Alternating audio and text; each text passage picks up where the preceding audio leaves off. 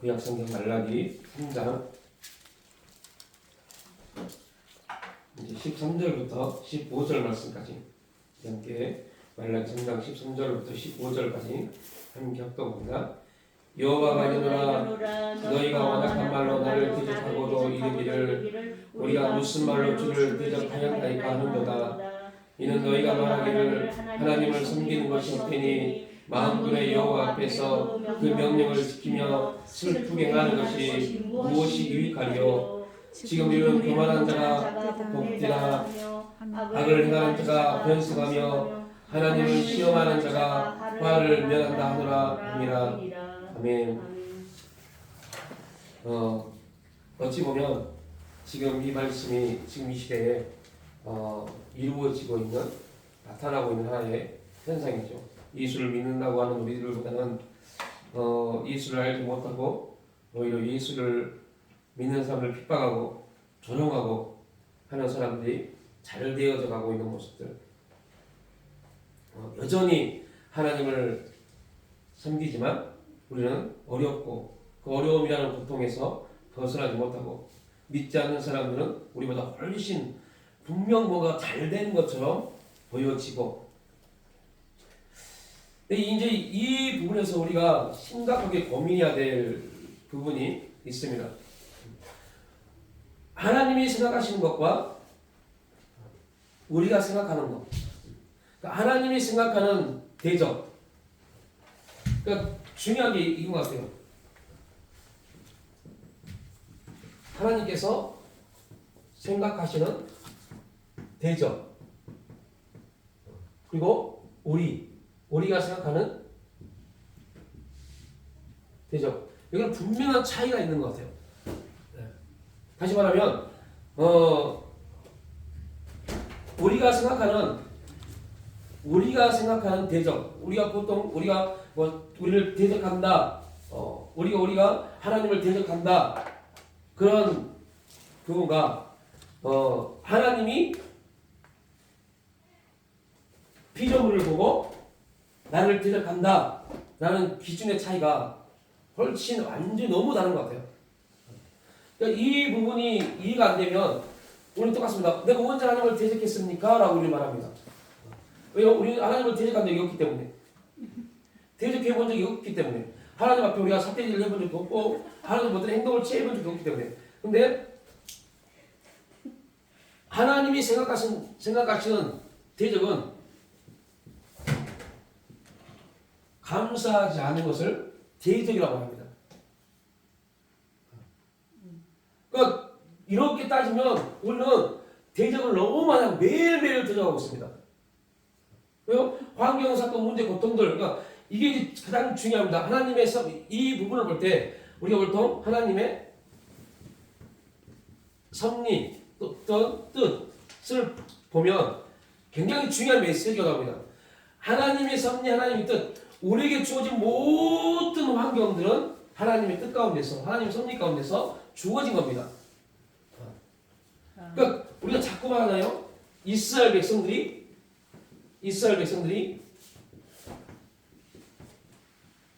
바벨론으로 포로로 끌려갑니다.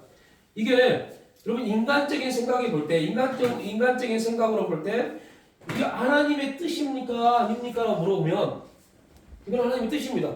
왜요? 하나님 원하셨기 때문에.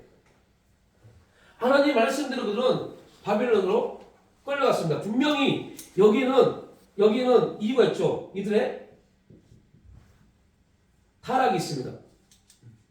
타락의 결과입니다. 그러나 분명한 것은 우리가 사사기를 잠깐 수련을 봤지만 이 타락을 할 때 하나님 이들에게 징계를 줍니다.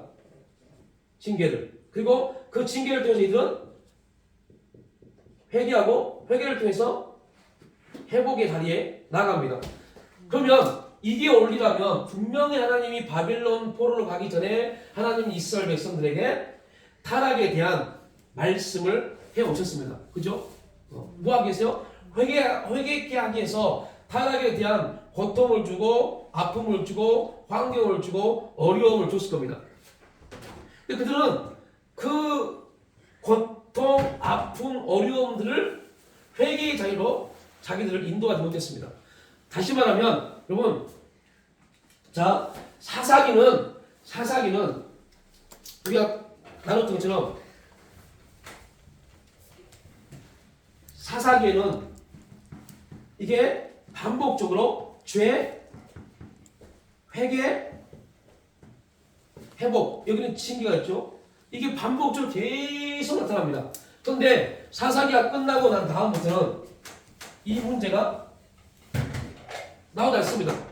이제 이스라엘 백성들이 왕정이 이제 이루어진 다음부터는, 그리고 선지자들이 세워진 다음부터는 이 바로 어찌 보냐면 징계, 이들이 타락했을 때 분명히 사사기는 여기 징계라는, 고통이라는, 피부적으로 느끼는 징계라는 부분이 임했습니다. 근데 이때는 징계가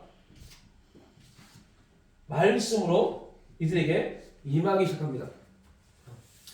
하나님이 이들에게 누구를 세우세요? 선지자들을 세워서 말씀을 주기 시작합니다. 말씀으로 너희들이 회개하지 않냐면 내가 너희들을 포로로 보내겠다. 계속 말씀을 줍니다. 그런데 중요한 것은 이 말씀을 증거하는 선지자들이 거짓이 있고 참이 있었습니다. 여러분, 지금도 동일합니다.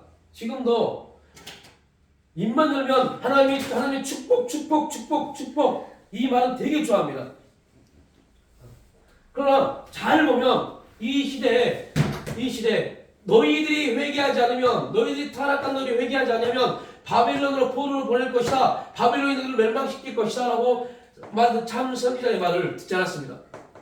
그리고 거짓 선지자들 말, 아니다, 하나님이 절대 우리를 그렇게 하지 않는다, 하나님이 절대 우리를 이방 나라에, 우리가 누군데? 선민인데. 그러니까 여러분, 거짓 선지자들이 완전히 거짓된 말로 다가오는 게 절대 아닙니다. 다 복음이라는 옷을 입고 옵니다. 복음, 심지어 여러분 구약에 보면 이 거짓 선지자들의 말이요 더 복음적입니다. 더 복음적입니다. 참 선지자들의 말이 오히려 거짓 복음 같아요. 복음이 없는 것 같아요. 더 복음적으로, 이 복음적이라는 말은 진짜 복음을 말하는 게 아닙니다. 누가 듣기 좋아하는요? 사람이 듣기 좋은 소리들을 합니다. 거짓 선지자들의 특징입니다. 그래서 우리가 배웠죠? 모든 기준이 뭐예요? 사람입니다. 하나님 말씀의 기준도 사람입니다.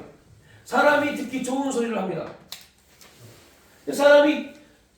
참 선지자들은 이들의 말은 오히려 사람들이 듣기에 거북합니다. 왜요? 계속 지적하니까요. 너희들이 신앙이 어떻고 계속 지적을 하니까 이 사람들이 듣기에 거북한 말합니다. 지금도 동일합니다. 내가 듣기에, 내 기준에서 듣기에 거북한 말하면 그냥 듣기 싫은 겁니다. 복음이고 뭐고 그냥 듣기 싫은 겁니다. 그냥 좋은 말, 잘하고 있습니다, 열심히, 그렇게 하면 금방 복이 말 겁니다, 금방 축복합니다, 이런 말은 되게 좋아합니다. 그런데 그것이 거짓인지 몰라요. 그러니까 사사기는 피부적으로 이방 나라를 세워서 징계를 줘서 회복시키는 원리를 줬다면, 이제 이 시대부터는 선지자들을 통해서 말씀으로 계속 그들을 다가오기 시작합니다. 그런데 말씀으로 들려지는 게 이제 이스라엘 백성들이 뭐예요? 고통입니다. 들려진 말씀이 고통으로 들려지기 시작합니다. 지금도 동일합니다. 하나님은 말씀을 통해서 이스라엘 백성, 영적 이스라엘 백성인 우리에게 계속 고통을 느끼게 합니다. 그 고통이 뭐냐? 내 기준과 너무 다른 것들을 듣게 합니다. 그냥 미친 겁니다. 내 기준은 지금 이런데, 내 신앙의 기준은 이런데 자꾸 엉뚱한 소리를 듣게 하십니다. 그때 거기서 오는 혼란은요, 이제 여기서 영적인 굉장히 중요한 메시지가 나옵니다. 내 신앙의 기준, 이 기준이 있어요. 근데 말씀이 이 기준을 계속 쪼기 시작합니다. 떼기 시작합니다. 그러니까 내 기준에서 말씀이 계속 기분이 나쁜 겁니다. 그때 우리가 어떤 일이 벌어져요? 혼란스러운 겁니다. 되게 혼란스러워요. 이게 뭐지? 아, 여기 뭐지? 이거 어떻게 하지? 어떻게 하는 소리지? 막 혼란이 납니다. 여러분 꼭 기억하십시오. 하나님의 말씀이 들려지면 100% 반드시 우리는 혼란스러워야 돼요. 하나님 말씀이 들려지는데 혼란스럽지 않는 것은 여러분 그걸 말씀으로 듣지 않기 때문입니다. 하나님 말씀이 들려지면 반드시 혼란스러워져야 돼요. 혼란이 와야 돼요. 왜냐면 하나님 말씀은 우리의 기준을 맞아요. 깨트리니까요. 말씀은 우리의 기준을 깨트리니까 나는 예를 들면 나는 이렇게 신앙생활하고 이렇게 기도하고 이렇게 섬기는 게 내 기준에서 맞는데 말씀을 듣다 보니 이게 틀린 것 같기도 하고 그럼 나뭐 어떻게 하라고 라는 계속 그에 대한 자기에 대한 뭐가요? 질문이 오기 시작해요. 어떻게 하더라고요? 어떻게 되지? 이걸 우리가 혼란이라고 해요. 이 혼란이 왔단 말은 우리는 지금 다시 어디 갔더라고요? 창세기 1장에 들어온 겁니다. 창세기 1장 1절 시작. 태초에 하나님의 천지를 창조하십니다. 천지를 창조했습니다. 뭐로요? 말씀으로. 말씀으로 천지를 창조했는데 놀라운 잘 보세요. 하나님의 말씀으로 천지를 창조했어요. 그분은 거룩하신 분이고 전지전능하신 분입니다. 그분이 말씀으로 천지를 창조했다면 천지를 창조하자마자 천지는 완전히 질서가 답했어야 돼요. 근데 말씀으로 천지를 창조하신 그 천지가 이절 어떻게 해요? 땅이 혼돈하고 공허하며 혼란스러운 겁니다. 무질서 버립니다. 말씀이 우리 세계에 들어오면 그러니까 우리에게는 두 세계가 진짜 육신의 세계 그리고 말씀의 세계가 우리 가운데 동심합니다. 내가 나라고 생각했던 나의 세계가 있습니다. 내가 살아왔던 내 삶의 경험들 모든 세계가 있습니다. 이게 반드시 그리스도 예수 안에서 성령을 통해서 반드시 사용되어집니다. 그러나 그게 사용되어지기 위해서 내 삶의 모든 경험이 진짜 말씀 안에 성령으로 사용되어지기 위해서 먼저 우리 가운데 이루어질 게 뭐냐면 말씀의 세계가 우리 가운데 충만하게 임해야 돼요. 그런데 돌이켜보면 저도 그렇고 여러분도 그렇고 말씀의 세계가 우리 가운데 충만히 이루어지지 않는 상태에서 내 세계가 막 나오기 시작했어요. 그러다 보니 분명 나는 복음으로 나는 기도함으로 나는 상대를 내 자녀를 내 남편을 내 아내를 내 형제를 사랑하는 마음으로 생각하는 마음으로 복음을 증거했는데 오히려 돌아온 것은 뭐가 나와요? 안 좋은 효과가 나타납니다. 분명 복음을 증거하면 복음을 받아들이지 못하는 사람들에게 핍박을 받는 건 당연합니다. 그럼에도 불구하고 그 열매마저 안 좋은 열매가 맺혀버려요. 이유는 뭐냐면 말씀이 육신이 돼서 그 말씀이 생명을 통해 나가야 되는데 말씀이 그냥 우리 가운데 임했는데 그 말씀이 나를 뭐하지 못했어요? 다스리지 못했어요. 자, 이걸 그대로 갖고 이루어 봅니다. 하나님 말씀이 나에게 들어오기 시작합니다. 말씀이 들어오기 시작합니다. 나는 혼란스럽습니다. 그러면 목사님 기도를 어떻게 해야 됩니까? 그러면 목사님 어떻게 섬겨야 됩니까? 어떻게 신앙생활 해야 됩니까? 나는 그동안 이렇게 신앙생활을 해왔는데 말씀을 듣다 보니 자꾸 내가 신앙생활을 해왔던 게 도전을 받고 이게 문제가 생기고 이게 혼란스럽습니다. 이게 맞는 건지 틀린 건지 혼란스럽습니다. 그때가 축복의 시간입니다. 왜요? 왜 축복의 시간이면 창세기 1장 1절 2절 하반절에 뭐라고 해요? 공허하고 혼돈에 지금 무질서한 상태에서 놀라운 일이 벌어집니다. 하나님의 신이 그 혼란한 그곳을 뭐하시나? 운행하시나. 말씀이 들어와서 우리는 혼란스러울 때 그때 성령께서 역사하기 시작합니다. 혼란스러운 상태가 임하지 않으면 성령은 절대 역사하지 않습니다. 왜요? 말씀이 나를 지금 뭐하지 못했어요? 잠시하지 못했기 때문에. 말씀이 잠시게 오면 혼란스럽기 시작합니다. 혼란스럽습니다. 왜 혼란스럽냐? 내가 그동안 나라고 생각했던 모든 것들을 아니라고 말씀은 해오기 때문에 너 그렇게 하면 안 돼. 너 그거 아니야. 야 그렇게 하지 말라니까? 그거 아니라니까? 계속 이게 들려옵니다. 그런데 문제는 뭐냐면 그렇게 들려오는데 사람들이 자꾸 저한테 물어봅니다. 저 유튜브를 보고 물어봅니다. 목사님 디안을 좀 말씀해 주세요. 답이 뭔데 그러면 목사님 설교 듣다 보면 너무너무 좋은데 한편으로는 너무 힘듭니다. 왜요? 답이 없으니까. 이렇게 혼란스럽게 말을 해놨다면 그 다음 답을 말씀해 주셨는데 듣다 보니 답이 없네요. 혹시 우리 이르는 교성들도 그렇게 생각한다면 큰일 납니다. 저는 답을 절대 줄 수가 없어요.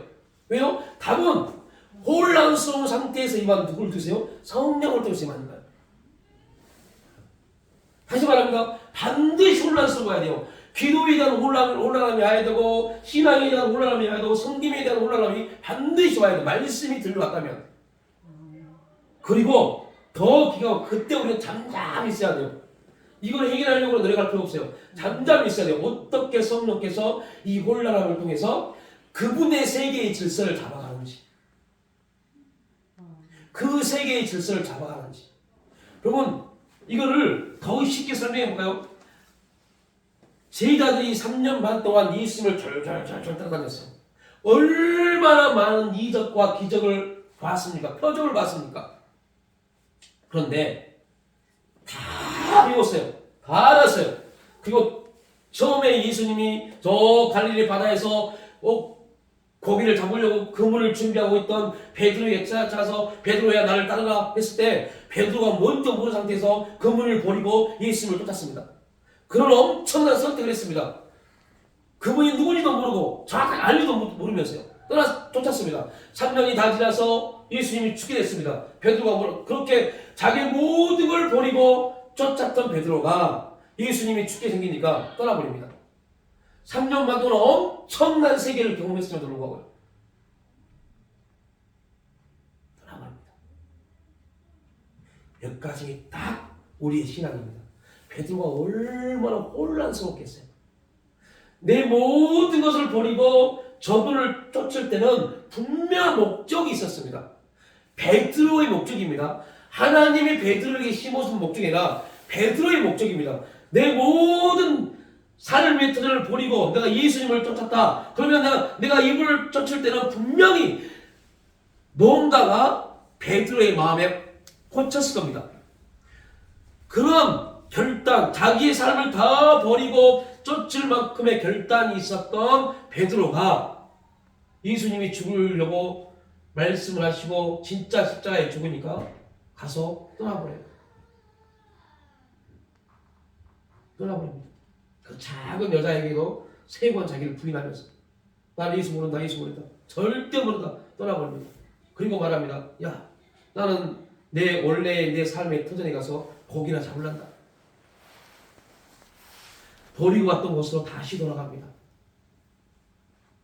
수많은 사람들이 이 혼란이 왔을 때 진짜 중요한 겁니다. 이 신앙의 혼란이 왔을 때 그때 성령의 역사, 성령의 인도하심에 확 사로잡히지 않으면 또 돌아갑니다. 내 방법대로, 내 기준대로.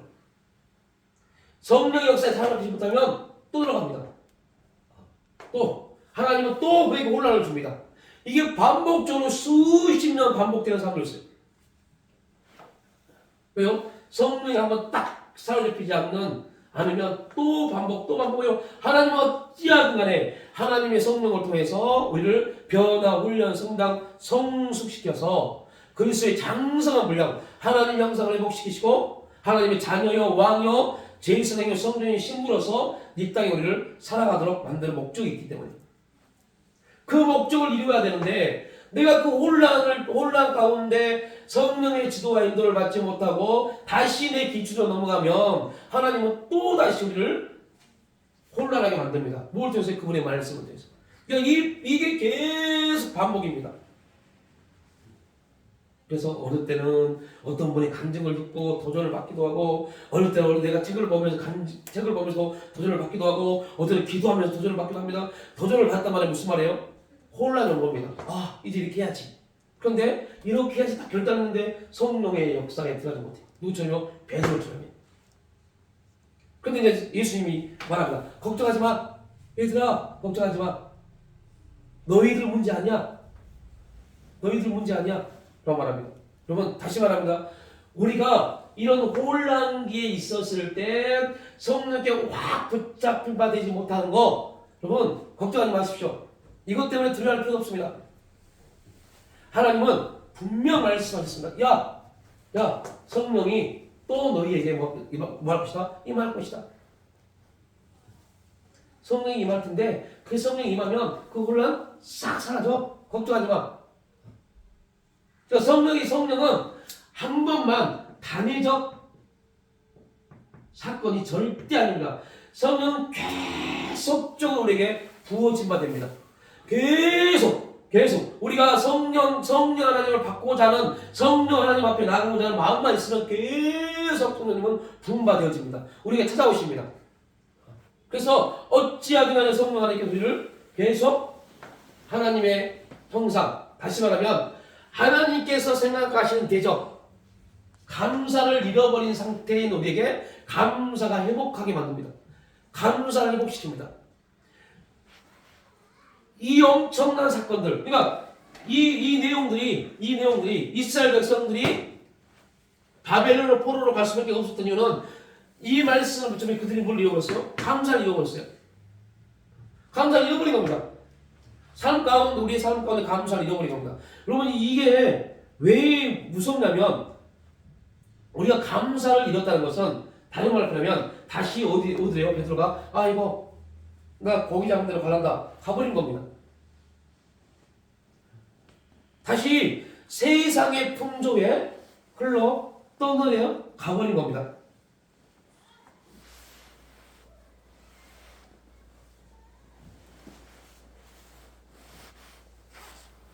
더 무서운 것은요, 하나님을 말로 감사하지 않고 말로 대적하는 사람들의 특징, 이들은 대부분 예수 믿는 사람들이에요. 예수를 믿었던 사람들이 예수를 말로 더 많이 대적합니다. 그리고 교회를 핍박하는 사람들은 저 자연인들, 예수를 한 번도 안 믿은 사람들은 별로 교회를 핍박하지 않아요. 분명 핍박하는 사람도 있지만 별로 관심이 없으니까. 그런데 교회를 핍박하는 사람들 중에 거의 대부분은 교회의 직분자들이었어요. 제가 알고 있는 한 목사님 교회인데 경기도 저 성남 옆에 있는 어떤 교회입니다. 그 교회에 같은 지역의 목사님이셨는데 이 목사님이 목회를 잘 하시다가 어느 순간 시험이 들었어요. 그 시험에 빨리 빠져나가야 되는데 그 시험에 빠져버렸어요. 그래서 허접되고 돼버린 겁니다. 그리고 스스로 그 시험에서 나오기는 싫어합니다. 그랬더니 무서운 게 뭐냐면, 여러분, 시험이 들고 서운함이 들었을 때 하루를 넘기지 마십시오. 하루를 넘기면 그 다음부터는요, 서운함이 문제가 아닙니다. 사탄이 들어옵니다. 사탄이 들어와서 우리 삶을 완전히 황폐하게 만들어갑니다. 그 목사님이 그랬어요. 근데 시험에 빠져서 나와야 되는데 못 나온 겁니다. 그러니까 그 틈을 못 나오자마자 틈이 열려버리는 겁니다. 어떤 틈이요? 사탄이 들어오는 틈이요. 사탄이 들어와서 이 목사님을 완전히 막 참 안타까운 말입니다. 막 엉망으로 만들어버렸어요. 그 다음부터 목사님은 항상 허리에 소주병을 차고 다닙니다. 더 무서운 것은 그 지역에서 목회를 했기 때문에 그 지역 교회가 어떤지 다 알아요. 술을 먹고 술이 채서 교회들마다 찾아갑니다. 나를 좀 도와주세요. 김 목사, 이 목사, 박 목사, 나를 좀 도와줘. 술을 먹고 와서. 그런데 여러분 생각해보세요. 한 목사가 술 먹고 와서 김 목사 나 좀 도와줘 했을 때 도와줄 마음을 가질 마음이 누가 있겠어요? 처음에는 타일러 보기도 하고 권면도 해보고, 그런데 전혀 이미 사탄에게 모든 삶을 뺏겨버리면 권면이 들어가지 않습니다. 그래서 완전히 황폐해버렸어요. 도와주지 않으니까 그때부터 돌멩이를 들고 교회 입창을 깨기 시작합니다. 누가요? 교회 목사가. 그리고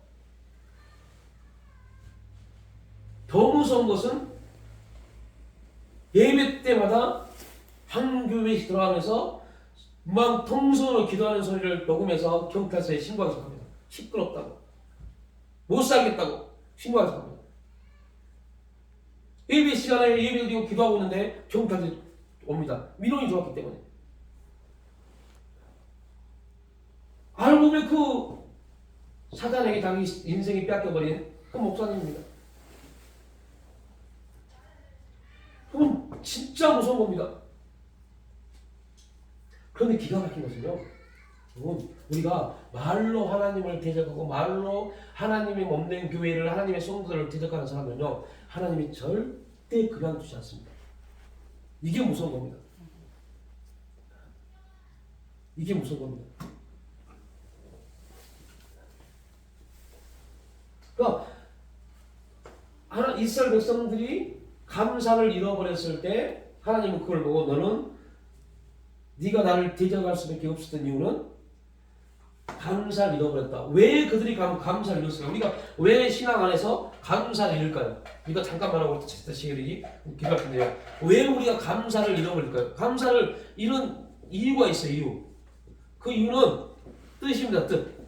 가장 중요한 거. 여러분, 천국 언어를 회복하는 데 있어서 가장 중요한 것은 뭘 발견한 거예요? 뜻이요. 무슨 뜻? 하나님의 뜻이요. 하나님의 뜻을 잃어버린 겁니다.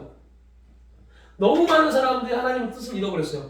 하나님의 뜻을 잃어버렸다는 것은 무슨 말이냐면, 분명 나를 이렇게 부르신 목적, 나에게 이런 환경을 주신 목적, 이런 대인관계를 주신 목적, 이런 물질의 고통을 주신 목적, 육체의 질병을 주신 목적이 있음에도 불구하고 그 목적, 하나님의 뜻, 그 하나님의 목적을 바라보지 않고 그냥 내 기준에 의해서만 모든 걸 바라봅니다.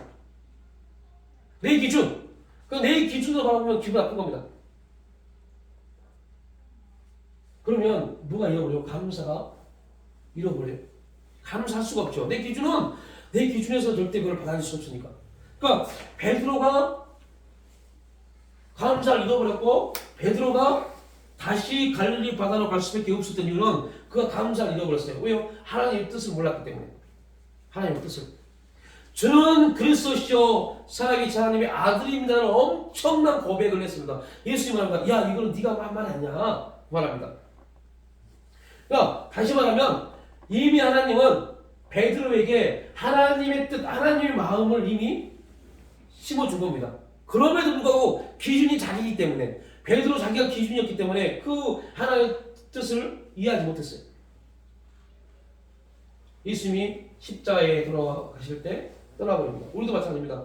그래서 우리가 항상 구해야 될 것은 하나님 뜻, 하나님 왜 나에게 이런 환경을 주셨습니까? 하나님 뜻이 무엇입니까? 이 환경을 통해서 나에게 어떤 것을 내가 듣기를 원하십니까? 내가 어떻게 행동하기를 원하십니까?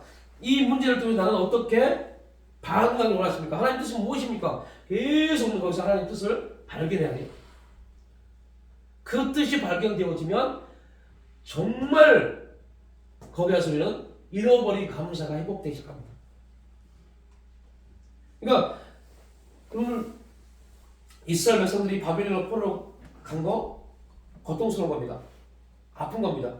그러나 하나님은 바벨론으로 포로를 보내서 그들에게 하나님은 뭐를 듣기를 원하세요? 감사요.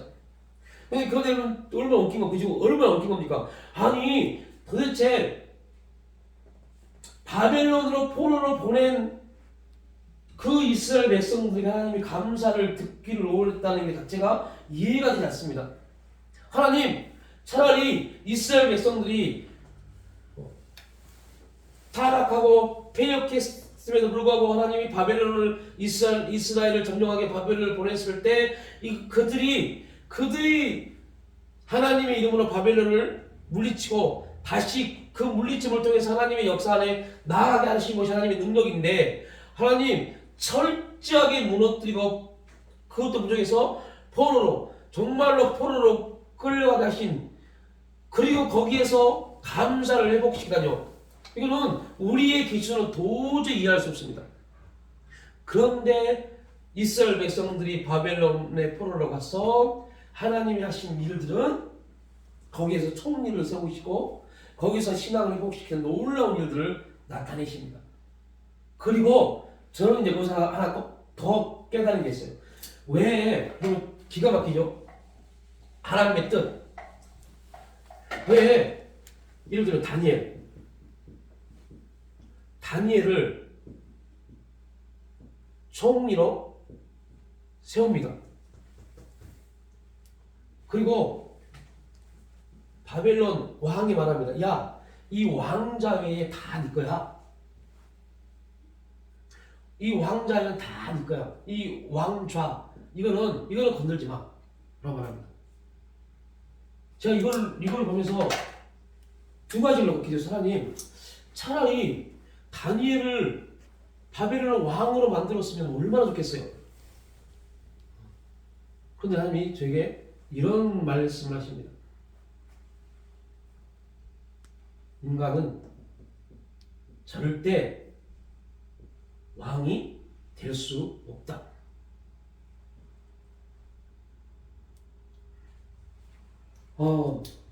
제가 그 음성에 되게 충격을 받았어요. 그럼 하나님, 이스라엘 백성들의 왕권을 주지 말았어야죠. 하나님은 다윗 왕을 세우시고 얼마나 기뻐하셨습니까? 그런 왕자의 그 왕정 정치를 허락지 말으셨어야죠. 사울 왕이 타락했을 때 완전히 왕권을 뭉개뜨려 버리고 다시 하나님의 신정 정치를 썼어야죠. 라고 기도했어요. 그때 하나님께서 이런 말씀을 주셨어요. 내가 바벨론을 세운 목적이다. 다른 말 풀면 이스라엘 백성들이 누구를 원했기 때문에요? 왕을 원했기 때문에 이스라엘 백성들이 왕을 요구했을 때 하나님은 그래 정말 너희들이 왕이 필요하냐? 다시 말하면 인간의 기준에 의해서 기도한 거지만 하나님은 그것도 들어주시고 작정하신 겁니다. 그래서 이 부분으로 봤을 때 우리 어떠한 기도도 땅에 떨어지지 아니합니다. 그래서 이스라엘 백성들이 구한 왕 사울 왕이 세워집니다. 그런데 하나님은 이스라엘 백성들이 왕을 구하는 순간부터 하나님 마음에 한 사람을 준비해 주셨어요. 사울 왕은 이스라엘 사람들의 기준에 의해서 세워준 왕이고 이스라엘 백성들이 왕이라고 생각할 때는 이스라엘 백성들 입장에서 왕은 어떤 왕이에요? 이방 나라 모압이나 암몬 족속의 왕을 요구했습니다. 강한 리더십과 강한 어떤 카리스마를 갖고 있는 왕이요. 근데 하나님이 세우고자 하는 왕은 리더십이 있고 카리스마가 있는 왕이 아니었어요. 하나님이 세우시고자 하는 왕은 가냘프고 힘도 없는 것 같고 아무것도 없는 것 같은데 딱 하나 하나님을 향한 마음, 이게 왕권입니다. 오늘 저와 여러분이 진짜 영적인 왕권을 사용하기 위해서 가장 중요한 겁니다. 연약하고 쓸모없는 것 같고 정말 부족한 것 같고 아무것도 가진 것 없는데 딱 하나만 있으면 돼요. 하나님을 향한 믿음의 열정 하나만 있으면 돼요. 이게 하나님이 세우시고자 하는 왕이었어요. 그래서 예수님이 딱 그러한 존재였잖아요. 다윗이 승승장구에서 점점 강성해져서 완전히 왕이 됐을 때 다윗이 말합니다. 야 모압 장군 가서 인구 조사해봐. 우리나라가 얼마나 풍요한 나라인지. 모압이 말합니다. 왕이요 그러지 마십시오. 근데 다윗이 말합니다. 아니 해봐. 벌써 교만해져 버린 겁니다. 이제 다시 돌아갑니다. 그래서 그런 왕을 세웠음에도 불구하고 교만이 계속 붙어서 인간은 왕으로서의 자리에 있으면 안 돼요. 그런데 하나님이 세웠기 때문에 하나님이 이 자체를 그냥 무너뜨릴 수 없어요.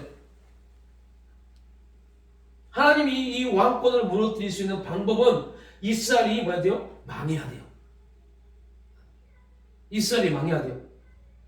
그래서 하나님이 누구를요? 바벨론을 세워서 이스라엘을 멸망시킵니다.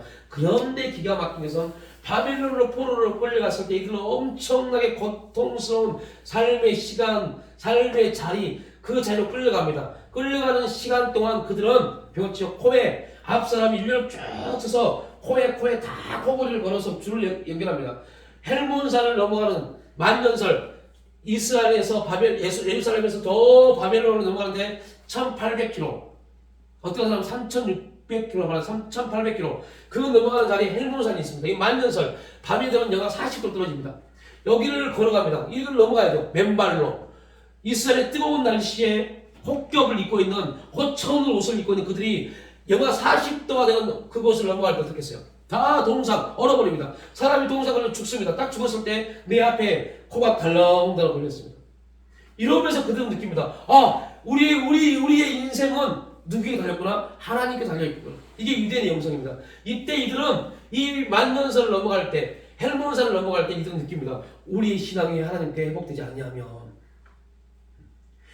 이 헬몬산, 이 만년산, 헬몬산을 넘어가면서 이들은 신앙이 회복됩니다. 그리고 놀라운 거, 신앙 회복된 그들은 바벨론에서 고통스럽죠. 솔직히 고통스러운 삶이죠. 그런데 기가 막힌 것은 바벨론에서 누가 나와요? 총리가 나옵니다. 바벨론에서 왕후 에스더가 나옵니다. 바벨론에서 모르드게 총리가 나옵니다. 바벨론에서 그들은 회당을 짓고 하나님을 섬기기 시작합니다. 바벨론이 오히려 그들에게 뭘 줬어요? 신앙의 회복에 운동을 주기 시작했습니다. 바벨론에서 바벨론 왕이 이제 바벨론이 페르시아에 멸망했을 때 아무튼 그 지역에서 왕의 측근인 느헤미야가 나옵니다. 그들은 다 뭐예요? 2인자입니다. 하나님은 그거를 말씀을 하신 겁니다. 이제부터 이스라엘 백성들에게 왕은 있다 없다? 없다. 왕은 오직 나뿐이다. 이 부분을 이제 세우기 시작한 겁니다. 그리고 진짜 신구약 말라기가 끝나고 마라기 왕이신 예수님이 이스라엘 땅에 오셨고 그분을 통해서 복음이 이제 하나님 나라가 진짜 이 땅에 이루어지는 역사가 나타났습니다. 하나님 뜻. 자, 오늘 우리 함께 기도하실 내용 바로 이겁니다. 하나님께서 생각하시는 대접, 그건 감사를 잃어버린 그런 사람들의 말입니다. 감사치 못한 사람들의 말입니다. 하나님, 나에게 주어진 환경, 사건, 문제, 고통들, 인생의 어려움들 때문에 감사하지 못하고 원망하고 불평했던 거 당연히 사람으로서 할 수밖에 없는 원리입니다. 그런데 이제 알았습니다. 그것이 하나님을 대적하는 원리라는 것. 또 하나, 하나님, 나에게 이 환경, 이 사건, 이 문제, 고통, 이런 아픔, 이런 질병, 이러한 물질의 문제, 이런 대인관계 문제를 주신 분명 하나님의 뜻이 있는데 하나님의 뜻 구하지 못하고 내 방법, 내 경험, 내 기준에 의해서 행했던 거 하나님 용서해 주세요. 이 두 가지 이 시간 우리 함께 주여 이 일을 이루어 주옵소서. 성령님 역사해 주옵소서. 이 시간 주여 한번 통해서 간절히 하겠습니다.